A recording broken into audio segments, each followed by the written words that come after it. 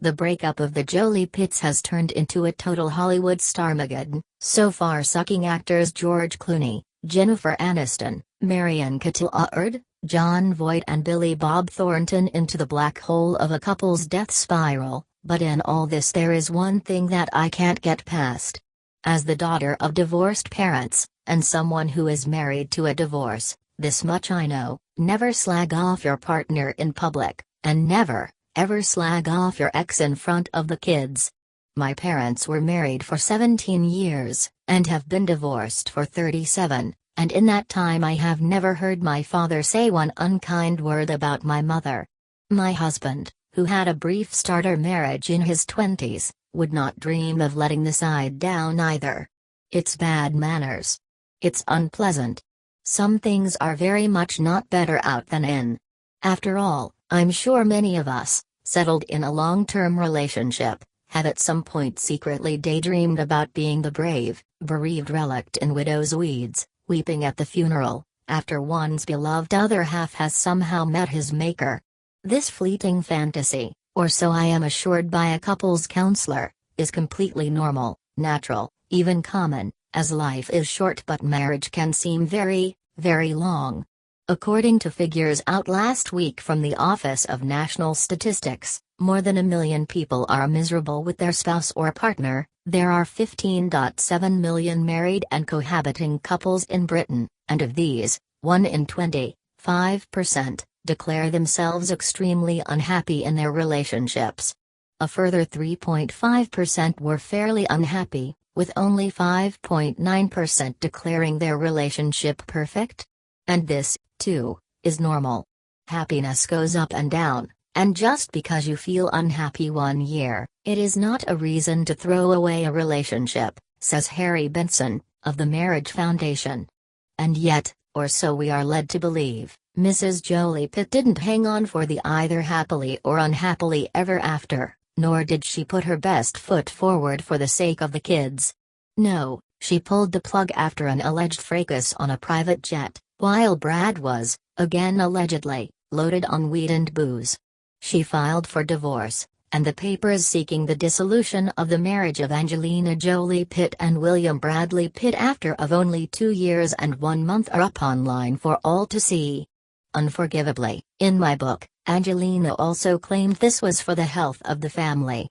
In 4 brutal words, she told the world that Brad was a bad dad, a possible addict and abuser, and as a result of her course of action, the entire 8-strong JP clan is in complete meltdown, surrounded by the paparazzi and in the middle of the biggest media firestorm since the parting of the Waleses. Now all this slightly, to my mind, suggests that Angelina does not have the best interests of her family at heart. If that was the case, she should have done what Madame Tussauds did, when it just moved the wax figures of Brad and Angelina apart. She could have spoken to her husband, instead of leaving him to find out they were getting a divorce. Ideally, they should have spoken together to their hundreds of children, and after that they could have consciously uncoupled or whatever you do in LA, and then marked the triste occasion by toasting each other with vials of blood or whatever their current poison is. They could have moved apart. He was appealing to her to do this quietly, not to save the marriage but to consider the well-being of the children. And it was ignored, a friend of Brad told the US magazine People. Angelina could have done it his way. But she did it her way. She took their relationship from Mr. and Mrs. Smith to Kramer v. Kramer, and as Brad, formerly one half of Brangelina, said, unleashed hell. Having got that off my chest, I still hope he never says a word against her. Poor Jamie gets a taste of real work. Jamie Oliver's hired a night nurse for his baby, River Rocket. Kim Kardashian says her husband Kanye's not a night guy and that she often finds him fast asleep when he's supposed to be watching their saint.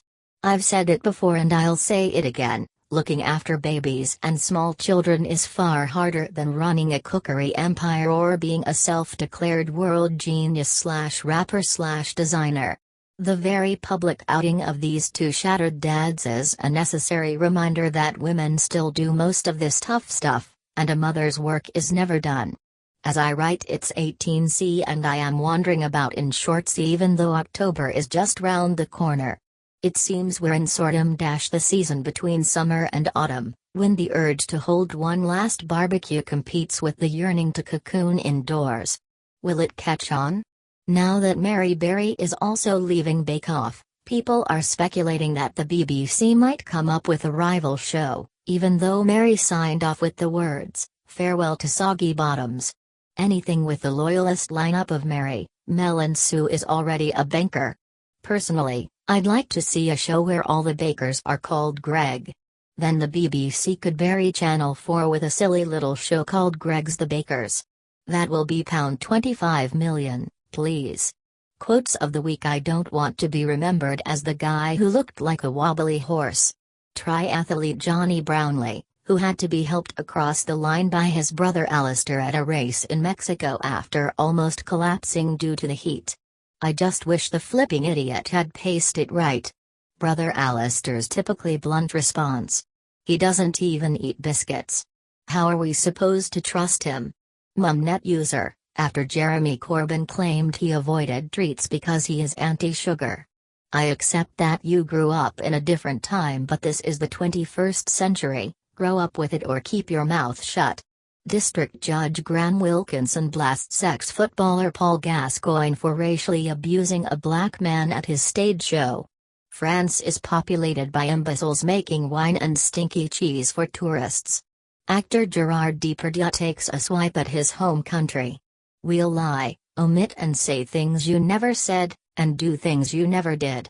But barring that, we'll be as authentic as we can. Hollywood star Tom Hanks tries to reassure hero pilot Chesley Sullenberger, whom he plays in a new film.